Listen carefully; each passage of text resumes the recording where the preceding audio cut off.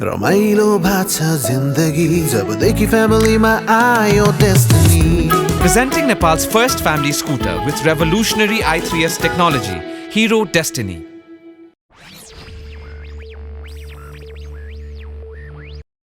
Emotional intelligence र employee रिटेन्सनमा स्विजरल्यान्डको SMC business स्कुलबाट PhD गर्नुभएका मित्रबन्धु पौडेल आज हामीसँग देश संसारको स्टुडियोमा हुनुहुन्छ।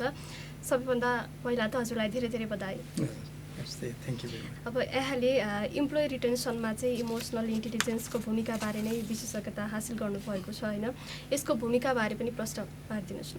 दुईवटा कुराहरू कस्तो छ भने अब हाम्रो परिप्रेक्ष्यमा हेऱ्यौँ भने मैले गरेको त एउटा शिक्षा क्षेत्रसँग आधारित गरेर गरेको होइन, त्यसलाई अरू व्यवसायसँग जनरलाइज गर्न नमिल्ला, तर केही आधारभूत कुराहरू हुन सक्छन्। म अलिकति थोरै मेरो रिसर्चको बारेमा अलिकति भन्छु अनि त्यसपछि हामी यसमा आउँला है त। कस्तो भने जस्तो मैले role of emotional intelligence on retaining faculty in business school अथवा युनिभर्सिटी भनौँ न, यो के छ त इमोसनल इन्टेलिजेन्सको रोल कुनै पनि फ्याकल्टीलाई चाहिँ त्यो संस्थासँगको आबद्धतामा त्यसको रोल के हुन्छ त, ऊ कति समय बस्ने, लामो अवधिसम्म बस्ने अथवा नबस्ने भन्ने। किनभने संसारभरि नै हामीले हेऱ्यौँ भने एउटा के भने कुनै पनि अर्गनाइजेसनमा संस्थामा इम्प्लोइहरू फ्रिक्वेन्टली छोडिराखेका हुन्छ कि, जस्तो भनौँ न त्यो धेरै कारणहरूले छोड्न सक्छन्, धेरै कारणले छोड्न सक्छन्। मालिकसँग विचार नमिल्दा छोड्न सक्छ, लिडरको चाहिँ कार्यशैलीबाट होइन चित्त नबुझेर छोड्न सक्छ। त्यहाँ अझ राम्रो अपर्च्युनिटी अर्को संस्थामा आयो भने त्यसरी होइन छोड्न सक्छ।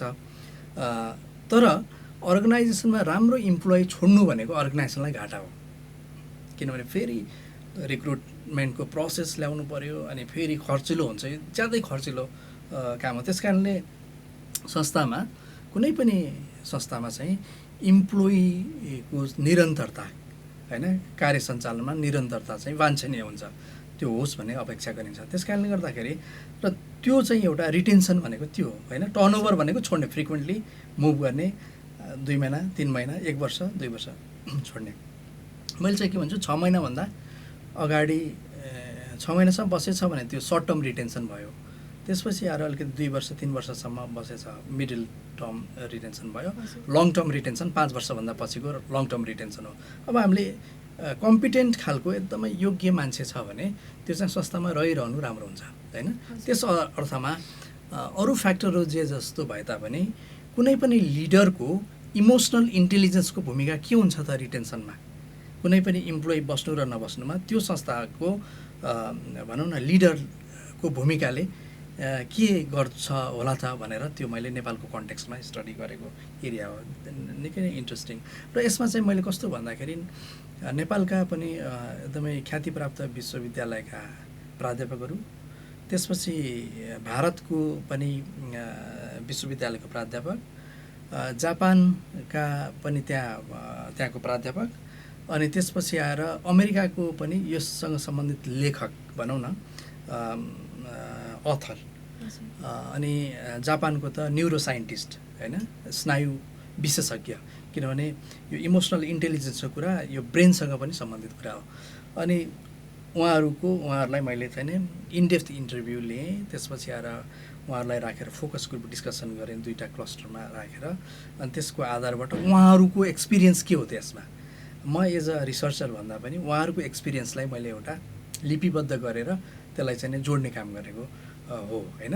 त्यस कारणले त्यो अर्थमा चाहिँ नि यो विभिन्न जस्तो इन्डियामा, युएसमा, जापानमा, नेपालमा काम गरिसकेका पार्टिसिपेन्ट्सहरू सँगको गरेर मैले ट्रायङ्गुलेसन भन्छ त्यसलाई रिसर्चको भाषामा, मेथोडोलोजिकल ट्रायङ्गुलेसन गरेर यो गरेँ। मूलतः यसमा चाहिँ 16वटा कुराहरू थिमहरू पत्ता लाग्यो होइन। एउटा चाहिँ जस्तो भनौँ न त्यसमध्येको 5वटा मुख्य थिमहरू, सेल्फ अवेरनेसको कुरा एउटा, त्यो इम्पोर्टेन्ट। अर्को सेल्फ म्यानेजमेन्टको कुरा इम्पोर्टेन्ट रहेछ। त्यसपछि आएर सोसल अवेरनेसको कुरा इम्पोर्टेन्ट भयो तेस्रो। अनि त्यसपछि आएर चाहिँ नि रिटेन्सनसँग रिलेटेड भनौँ न, रिलेसनसिप म्यानेजमेन्ट र इम्प्लोइ रिटेन्सनको गरिकन यो 5वटा थिममा चाहिँ 16वटा कुराहरू चाहिँ नि त्यसमा सब थिमहरू जोडेर त्यो फाइन्डिङ्स निस्केको हो होइन। हजुर। यसको जिस्टमा भन्नुपर्दाखेरि चाहिँ नै कुनै पनि लिडरमा इमोसनल इन्टेलिजेन्स हुनु जरुरी छ भन्ने नै देखियो। हजुर। र मैले लिएका अधिकांश ती रेस्पोन्डेन्ट अथवा पार्टिसिपेन्ट्सहरू भनौँ न, उहाँहरू बिजनेस लिडर नै हुनुहुन्थ्यो शैक्षिक संस्थाहरूको भनौँ न यो अथवा त्यो। यसको भूमिका चाहिँ नै कुनै पनि इम्प्लोइ बस्नु अथवा त्यो जानुमा चाहिँ नै लिडरको भूमिका चाहिँ इम्पोर्टेन्ट हुन्छ। द वे लिडरले भनौँ न बिहेभ कस्तो गर्छ इम्प्लोइलाई, त्यो डिटर्मिनेन्ट भयो। मैले तपाईँको भावना होइन, म यदि लिडर छु भने मैले इम्प्लोइको भावना बुझ्छु बुझ्दिनँ, मैले पहिला त आफैलाई बुझ्छु बुझ्दिनँ इम्पोर्टेन्ट भयो होइन। म कतिको आवेगमा आएर मैले निर्णयहरू गर्छु त्यसले पनि डिटरमाइन गर्छ। म घरको घरायसी चाहिँ परिस्थितिबाट म चाहिँ एकदमै तनावबाट गुज्रेर म कार्यक्षेत्रमा आएर त्यो किसिमको त्यो भावना रिफ्लेक्ट भयो इम्प्लोइमा भने त्यसको असर कस्तो पर्न सक्छ? अवश्य नै त्यो चाहिँ किनभने पोजिटिभ इमोसन्सको पोजिटिभ नै त्यसको असर हुँदो रहेछ अनि त्यसको आउटकम पनि पोजिटिभ नै आउँछ होइन। नेगेटिभ इमोसन्स लिएर म चाहिँ इम्प्लोइसँग कुरा गरेँ भने त्यसको आउटकम पनि नेगेटिभ नै हुन्छ भन्ने यो सामान्य एउटा सिद्धान्त पनि हो होइन। त्यस कारणले हामी स्ट्रेसमा हुँदाखेरि पनि त्यो चाहिँ नि ती कुराहरू चाहिँ नि आफ्नो भनौँ न सबअर्डिनेटहरूसँग नगर्ने, बरु शान्त रूपमा बस्ने, एक्सप्रेस नगर्ने नेगेटिभ उहरू, यी कुराहरू चाहिँ बडा इन्ट्रेस्टिङ कुराहरू छन्, ती उपयोगी हुन सक्छन् अरूमा पनि। हजुर, अब नेपालको प्रोफेसनल वर्ल्डमा चाहिँ इमोसनल इन्टेलिजेन्सको उपस्थिति कस्तो छ, कसरी क्रिएट गर्न सकिन्छ? मलाई लाग्छ यो विषय अलिकति नयाँ हो हाम्रो परिप्रेक्ष्यमा। नेपालको कन्टेक्स्टमा हेर्दाखेरि इमोसनल इन्टेलिजेन्सको बारेमा बल्ल अलिक प्रचार प्रसार हुँदैछ। जस्तो विश्वविद्यालयमा पनि यो विषयमा होइन रिसर्च गर्नेहरू अब यो प्रति आकर्षण बढेको छ होइन, एउटा पार्ट भयो। अर्को के भने हाम्रो अलिकति पितृसत्तात्मक चेत भएको ठाउँमा अलिकति लिडरको अलिकति मोनोपोली बढी हुने, लिडरले चाहिँ आफूलाई कस्तो भन्दाखेरि अलि अथोरिटेरियन टाइपको है, जनरलाइज गर्न त मिल्दैन यसलाई, धेरै चेन्जहरू पनि भइरहेको अवस्था छ। तर लिडरले अलिकति आफूलाई चाहिँ नि म नै सर्वेसर्वा हुँ, मैले जे भन्छु त्यो नै ठिक हो होइन भन्ने किसिमको मेन्टालिटीबाट धेरै संस्थाहरू गुज्रेको छ। बिजनेस स्कुलहरू, शिक्षण संस्थाहरू पनि त्योबाट छन् होइन। तर इमोसनल इन्टेलिजेन्सको सही अर्थमा त्यो एसेन्स त्यो होइन, त्यो चाहिँ हामीले आफैलाई नै लिडरले विशेष गरिकन, मेरो रिसर्च त लिडर केन्द्रित नै हो, अरू इम्प्लोइहरू भन्दा पनि लिडर केन्द्रित नै हो। लिडरले चाहिँ पहिला आफूलाई जज गर्नु पऱ्यो कि मेरो स्ट्रेन्थ र विकनेस के छ होइन, खराब पक्ष के हो, मेरो असल पक्ष के हो, अनि मैले चाहिँ नि मेरो सँगै काम गर्ने साथीको पनि त उसको इमोसन्स के हो मैले बुझ्नु जरुरी छ नि होइन, मैले कसरी उसलाई हेल्प गर्न सक्छु भन्ने भावनाबाट पनि लिडर हुनुपर्छ नि। मोर कोअरसिप टाइपको होइन कि अलिकति कोलाबोरेटिभ एप्रोचबाट अलिकति उसलाई प्रोपर गाइडेन्स गर्ने होइन, इन्डिपेन्डेन्टली पनि छोड्ने, गाइड गर्ने, त्यो खालको भयो। अनि म एज अ लिडर मैले आफूलाई कति करेक्ट गर्छु, कति रिफ्लेक्ट गर्छु। म इभिनिङमा आएर आज दिनभरि मैले के काम गरेँ, जस्तो पर्सनली रूपमा म चाहिँ हरेक दिनको डायरी म लेख्छु इभिनिङमा है, त्यो मैले एउटा प्रयोग पनि गरेको। अनि त्यसले के गर्छ भने सेल्फ आफूलाई रिफ्लेक्सन पनि दिन्छ। मैले दिनभरि गरेको कुनै सबै काममा असल पनि नहुनसक्छ, कति मैले जानेर गल्ती गरेको हो भने त्यो मैले भोलि गर्नु भएन, नजानेर गरेको पनि रियलाइजेसन भयो भने मैले गर्दिनँ नि होइन, अर्को दिन करेक्ट गर्न सकिन्छ नि त। त्यस कारणले गर्दाखेरि मैले सोधेको थिएँ कतिपय उहरूलाई, पार्टिसिपेन्टलाई, तपाईँले चाहिँ नि जिन्दगीमा कहिल्यै गल्ती महसुस गर्नुभएको छ? अधिकांशले गर्नुभयो, मतलब उहाँले यस भन्नुभयो र मैले करेक्ट पनि गरेँ। त्यसमा सेल्फ रिफ्लेक्सन इम्पोर्टेन्ट भयो, सेल्फ रियलाइजेसन इम्पोर्टेन्ट भयो। आफूलाई रियलाइजेसन हुने बित्तिकै के हुन्छ भने अनि अर्को भावना बुझ्न सकिन्छ कि, अनि क्रिटिकल थिङ्किङ होइन, त्यो किसिमबाट जानुपर्छ। यी कुराहरू चाहिँ बिस्तारै अब जरुरी भइसकेका छ। इमोसनल इन्टेलिजेन्स जरुरी छ। त्यसो त हाम्रो पूर्वीय संस्कृति नै, सभ्यता नै एउटा इमोसनल इन्टेलिजेन्सको जगमा छ। यसमा रिसर्च हुनु बाँकी नै छ। हामी त अलिकति बढी होइन वेस्टर्न वर्ल्डको साइन्टिस्टहरू, त्यहाँको साइकोलोजिस्टहरूको थ्योरीलाई बेस गरेर गरेका छौँ नि।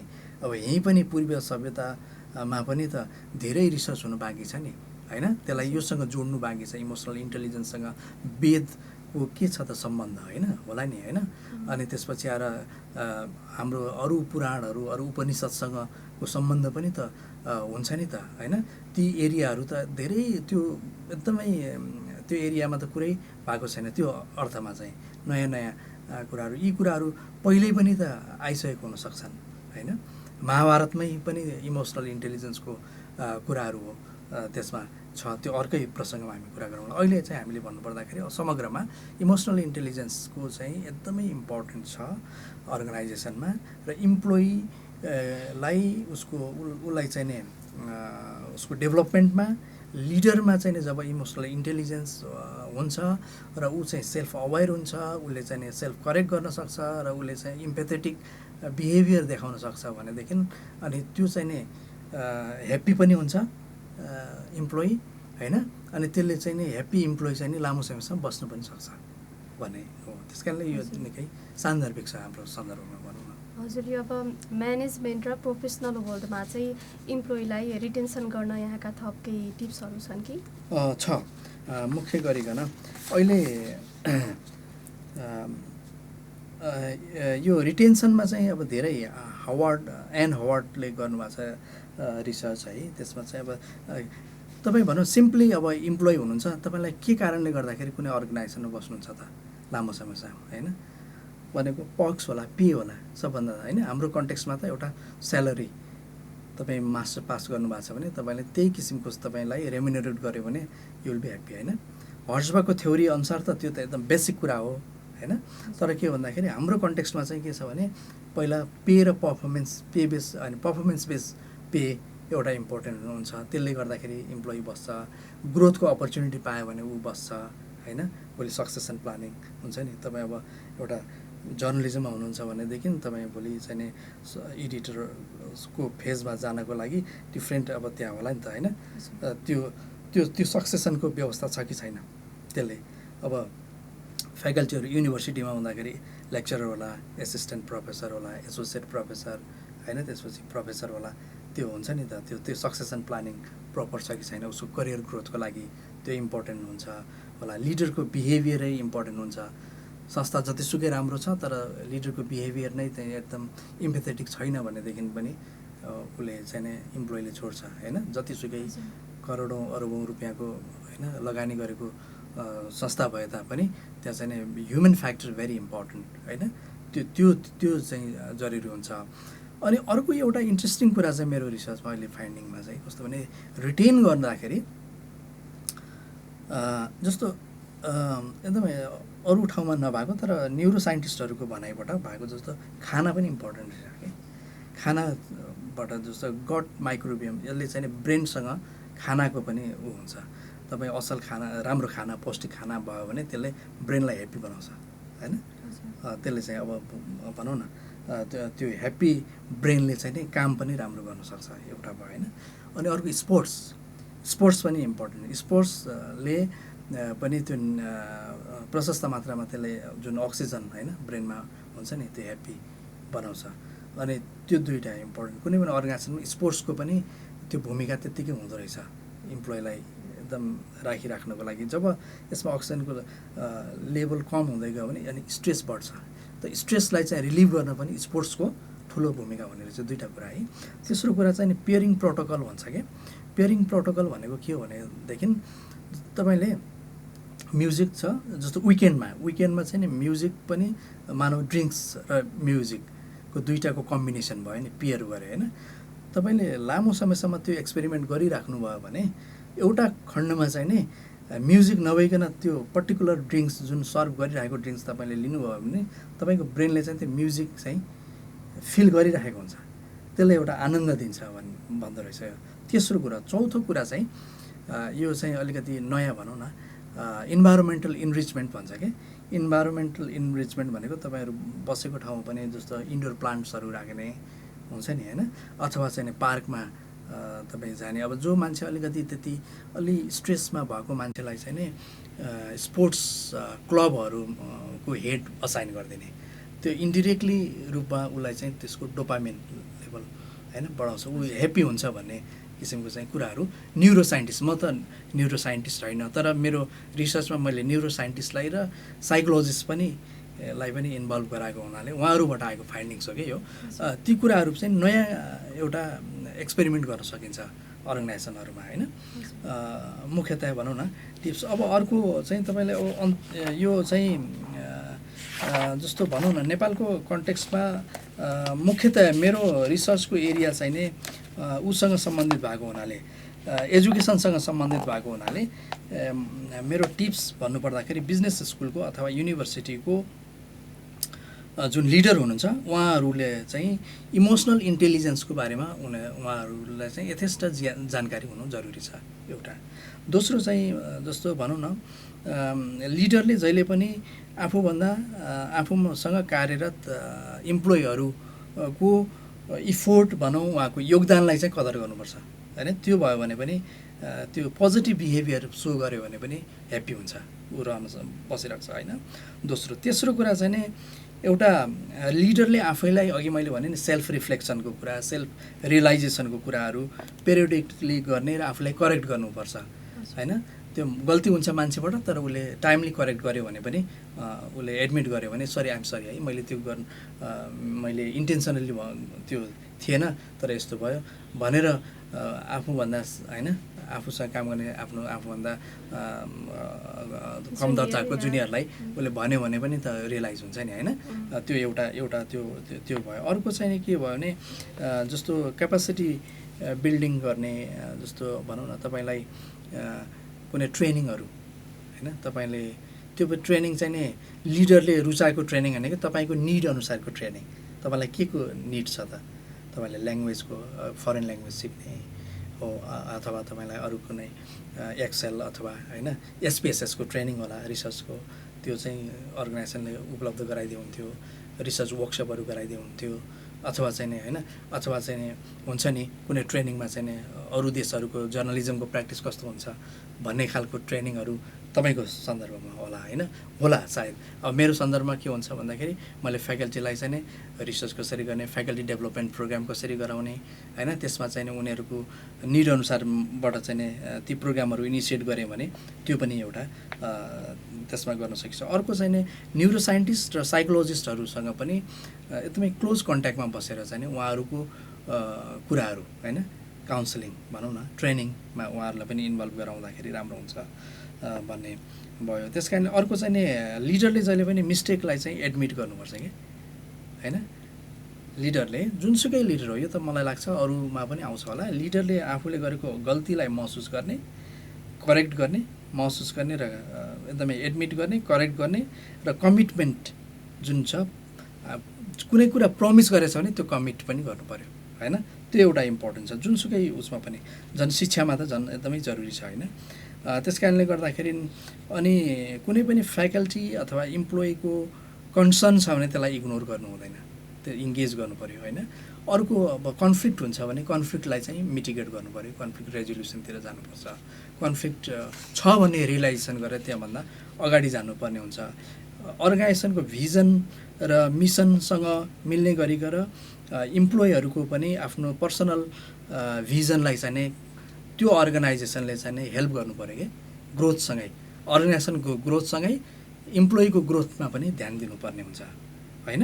अनि अर्को सबभन्दा महत्त्वपूर्ण कुरा चाहिँ तपाईँको के हुन्छ भन्दाखेरि जस्तो अब इम्प्लोइको भिजनलाई पनि कुनै पनि अर्गनाइजेसनले चाहिँ प्राथमिकता दियो भने कस्तो कस्तो खालको चाहिँ फाइदाहरू पुग्न सक्छ अर्गनाइजेसनको लागि? एक त इम्प्लोइको भिजनसँग उसले चाहिँ नि अलाइन गर्यो, अर्गनाइजेसनल भिजनसँग अलाइन भयो इम्प्लोइको भिजन भन्ने बित्तिकै तपाईँ यु फिल ह्याप्पी होइन, किनभने मेरो करियर ग्रोथ भयो। तपाईँ भनेको मतलब तपाईँको भिजन के हो त एज एन इम्प्लोइ के हुनसक्छ त, मैले यहाँ काम गर्दा गर्दै मेरो यो प्रमोसन पनि होस्, स्यालेरी पनि होस्, अथवा पढ्न पनि पाऊँ होइन, यी सुविधाहरू हुन्छ नि, अरू ट्रेनिङहरू पनि दिन पाऊँ भन्ने हुन्छ। तपाईँको अर्गनाइजेसनको पोलिसी नै इम्प्लोइको वेलबिङलाई, इम्प्लोइको क्यापासिटी बिल्डिङलाई इन्हान्स गर्ने पोलिसी छ भनेदेखि होइन, इम्प्लोइको त्यो तपाईँको भिजन छ भनेदेखि तपाईँको इन्डिभिजुअल भिजनसँग त्यो मिल्यो नि त होइन। त्यो मिलेपछि के हुने भयो भने त तपाईँ यु फिल ह्याप्पी, तपाईँ बस्नुहुन्छ नि त त्यो संस्थामा, ग्रोथ देख्नुहुन्छ नि।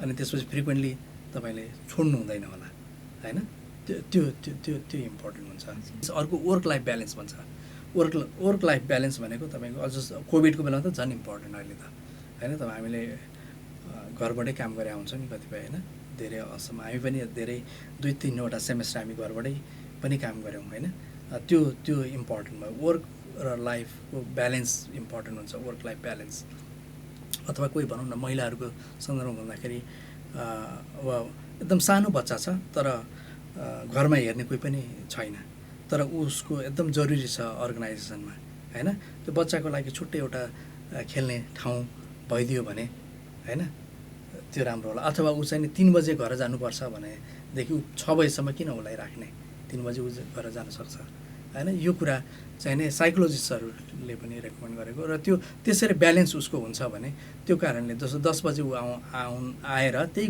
काम गर्न सकिन्छ भने चाँडै नै आउने भनेर बाध्यकारी नियम नबनाए हुन्छ भने फ्लेक्सिबल आवर्स भन्छ नि त्यो पनि एउटा त्यसमा पनि अब त्यो नेचर अफ अर्गनाइजेसन अनुसार हुन्छ होइन अब तर अर्गनाइजेसन नेचर कस्तो छ त्यसमा भर पर्छ सबैमा इम्प्लिमेन्ट नहुन पनि सक्छ तर कसरी हामीले वर्क लाइफलाई ब्यालेन्स गर्न सक्छौँ ती कुराहरू पनि मध्यनजर गरियो भने मलाई लाग्छ इम्प्लोइ संस्थामा चाहिँ लामो समयसम्म टिक्न सक्छ जब फ्रिक्वेन्ट चेन्ज भयो भने चाहिँ लाखौँ डलर है अमेरिकाको त्यो उसले गोल्डम्यानले गरेको रिसर्चमा त मल्टिनेसनल कम्पनीमा चाहिँ नि टप लेभलको लिडरहरू भनौँ न विशेष गरेर छोड्दाखेरि चाहिँ लाखौँ डलरको चाहिँ नोक्सानी भएको देखिन्छ कि यो फ्रिक्वेन्ट टर्नओभरले गर्दाखेरि त्यस कारणले त्यो चाहिँ बस्नु जरुरी हुन्छ त्यही लामो समयसम्म बस्नु जरुरी हुन्छ र यो अहिले मैले भनेका जुन 4वटा कुराहरू छ नि अहिले नयाँ कुराहरू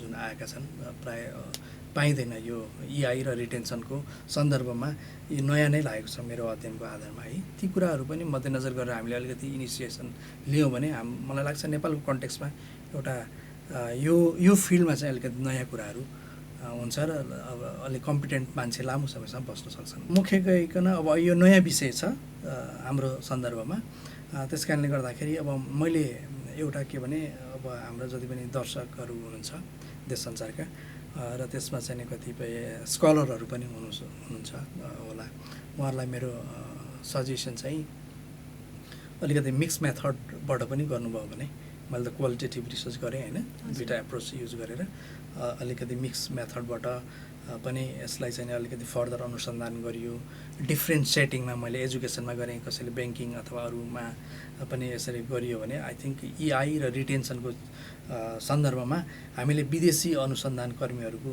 मुख थाक्नु पर्दैन हामी आफै पनि होइन यो क्षेत्रमा चाहिँ अनुसन्धान गरेर नयाँ किसिमको एउटा सेयरिङ होइन फाइन्डिङ्स चाहिँ सेयरिङ गर्न सक्छौँ त्यतातर्फ चाहिँ हामी अगाडि बढौँ शिक्षामा लागेको रिसर्च स्कलरहरूलाई त्यही अनुरोध गर्दछु कार्यक्रममा आइदिनु भयो धेरै धेरै धन्यवाद थ्याङ्क यू भेरी मच मलाई यति बोल्ने मौका यहाँले उपलब्ध गराइदिनु भयो त्यसको लागि पनि म एकदम हार्दिक धन्यवाद दिन चाहन्छु थ्याङ्क यू